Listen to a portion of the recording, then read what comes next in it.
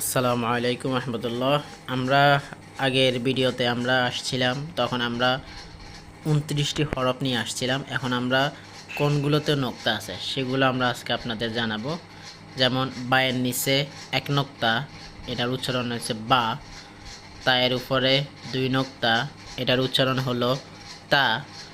সায়ের উপরে তিন নোক্তা, এটার নাম হলো সা। জিমের নিচে এক নোক্তা, এটার নাম হলো জিম। খয়ের উপরে এক নোক্তা, এটার নাম হলো খ।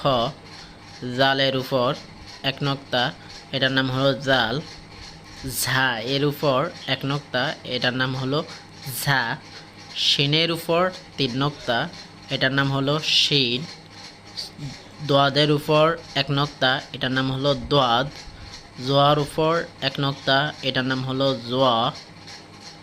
গয়নের উপর এক নোক্তা, এটার নাম হলো গয়ন। ফায়ের উপর এক নোক্তা, এটার নাম হলো ফা। কফের উপর দুই নোক্তা, এটার নাম হলো কফ।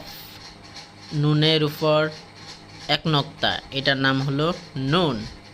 ইয়ার নিচে দুই নোক্তা, এটার নাম হলো ইয়া। ইয়া আমরা এভাবে পুরো কোরআন শরীফটা শেষ করব। আপনারা আমাদের পাশে থাকবেন, ইনশাআল্লাহ আপনাদের কোরআন শরীফ শিখা হয়ে যাবে ইনশাআল্লাহ।